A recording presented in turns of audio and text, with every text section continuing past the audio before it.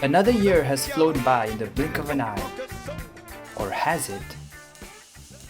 Hey, Vsauce! Michael here. Although I may still be processing what happened in 2020 or 2010 for that matter, a lot of wacky things did happen this year. NFTs became a thing, GameStop blew up overnight, Dogecoin exploded, Elon Musk became richest man, the 2020 Olympics happened, Suez Canal got stuck, this guy rubbed his head and made headlines, a lot of live events returned, quarantine anniversary, and a bunch of Greek letters ruined people's lives. Despite all that, anime still went on and blessed us with an amazing year. In fact, even if the world were to end tomorrow, One Piece and Sazae-san would still release new episodes. With that said, let's look back at anime in 2021.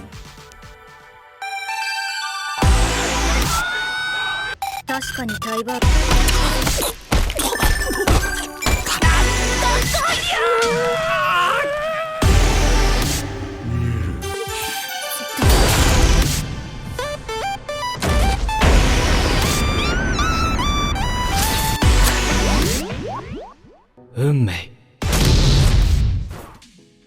Winter anime was the cream of the crop. 6 godly shows descended upon us. Attack on Titan, Jujutsu Kaisen, Mushoku Tensei, ReZero Season 2 Part 2, Slime Isekai Season 2, and Quintessential Quintuplet Season 2. Tell me this season was not stacked. I dare you. People were losing their minds every week at AOT cliffhangers. Normies were itching to cancel Mushoku Tensei. Oh, and World War III broke out. A glorious time to be an anime fan. Besides all that, a few other animes managed to squeak in amongst the monsters that were airing, and they were Wonder Egg Priority, Horimiya, I'm a Spider So What, and Jakukara Tomozaki-kun. These were all superb shows in their own right. Wonder Egg was hiding something dark under its beautiful aesthetic. Horimiya was pure and wholesome romance. I'm a Spider So What had legitimate power systems that were epic and made sense, unlike this other stupid show that actually made me lose brain cells. Jakukara made me want to do better in life, which is rare for any show. And lastly, this show with a long ass title was actually pretty funny. Many people thought spring season was gonna flop until this anime dropped. Vivi Fluorite Ice Song wasn't like anything we'd seen before. It was a mix between Terminator and singing idols. What sealed the deal was a beautiful underlying message and Sakuga to top it off. Another hard-hitter anime was 86. It conveyed the heaviest dialogue through the lives of young kids forced to battle in war.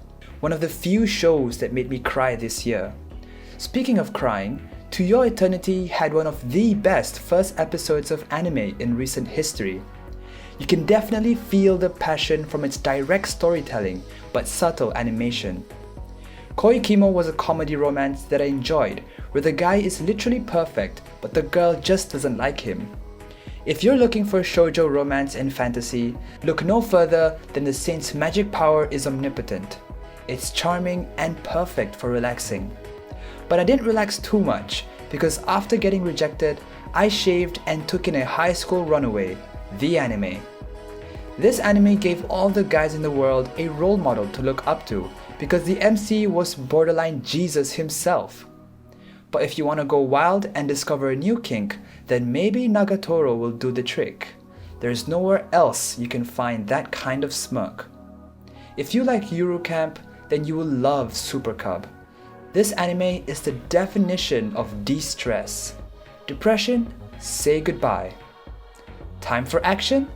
SSSS ダイナゼノン Woo! Yeah, baby! That's what I've been waiting for. That's what it's all about.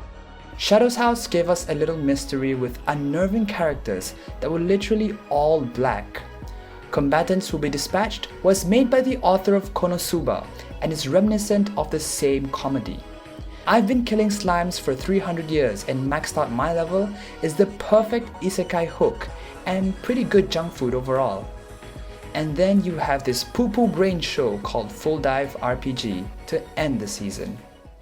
Summer season gave us a breather with only a handful of really good shows worth watching. Have you ever found yourself in the mood for an anime with unfiltered action, demons, and fantasy, but doesn't take itself too seriously? The Iraten deities know only peace encapsulates that perfectly and packages it in a colorful undertone. There comes an anime few and far in between that delivers unorthodox exposition. Sunny Boy will leave some viewers confused, but ultimately intrigued by its unique art style and story. And then you have this confusing anime, Peach Boy Riverside, for some unknown reason did not release episodes in chronological order. Ignoring that, it had a pretty decent story. Slime Isekai Season 2 Part 2 continued bringing hype and ended on a high note. My Hero Academia Season 5 started and ended strong with a decent middle. Bokutachi no Remake had a genuinely interesting premise where the MC gets to restart his life and pursue an art school, with a dash of romance to spice things up. Girlfriend Girlfriend on the other hand is an over-the-top comedy romance purely for entertainment purposes, which I found to be quite the guilty pleasure.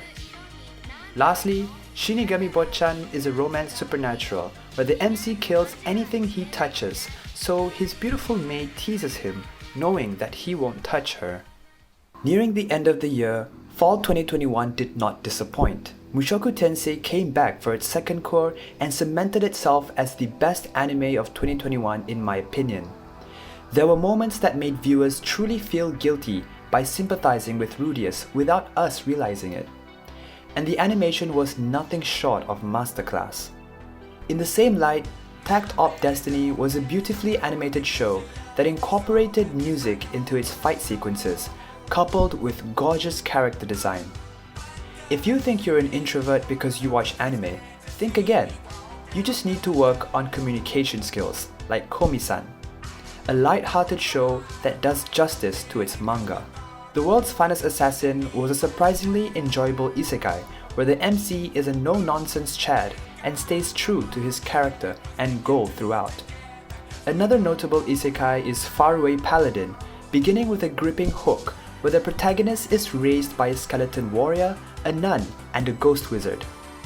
From the author of Death Note comes Platinum End, a death battle royale where players are granted either wings or the power to control or kill. One thing this show does really well is cliffhangers. Another way to grab people's attention is fan service, which is definitely not lacking in Mieruko-chan. However, beyond that, Mieruko-chan tells a gripping story that comes unexpected to viewers. Time setting is important in any story, and Taisho Otome capitalizes on being set in the Taisho era, where unconditional love blooms between the main characters. Another type of wholesome love is between father and daughter.